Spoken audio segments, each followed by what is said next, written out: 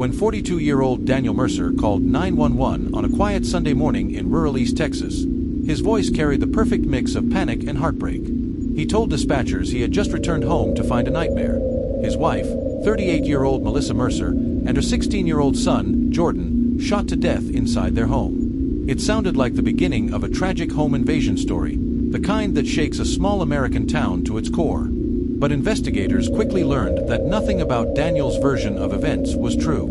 Police arrived at the Mercer home within minutes. The suburban house sat on a peaceful stretch of land near Lufkin, the kind of place where neighbors still waved at each other and crime rarely made headlines. Inside, officers were met with a brutal scene.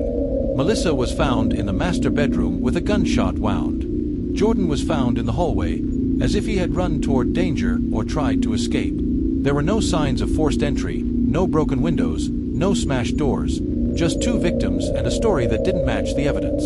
Detectives immediately noticed Daniel acting strangely. He appeared upset, but something about his emotional display felt forced.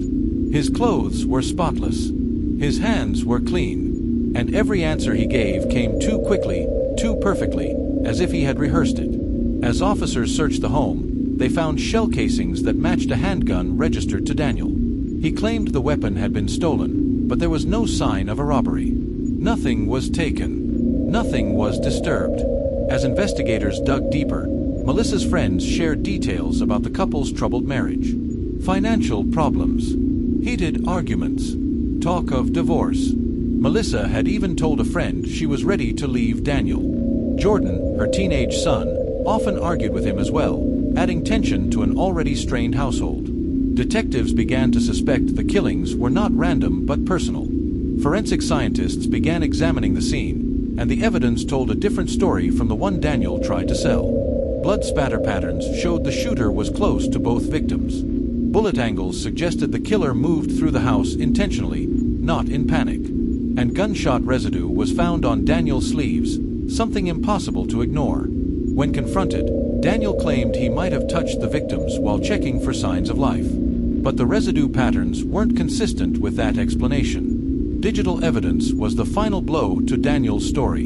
He said he was across town running errands at the time of the murders. But investigators recovered his phone's location data, which placed him near the house exactly when the shots were fired. Surveillance footage from a nearby gas station contradicted his timeline even further, placing his truck in the area earlier than he had claimed. Piece by piece, detectives were able to reconstruct the truth. Within 2 days, police brought Daniel in for a formal interview.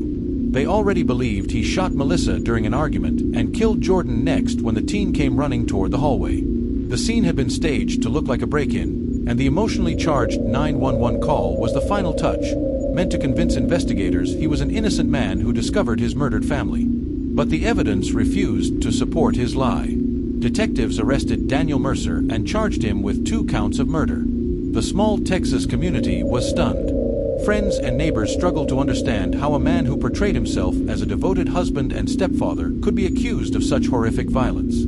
As the case heads to trial, prosecutors plan to rely heavily on digital forensics, ballistics testing, and testimony from those who knew the family.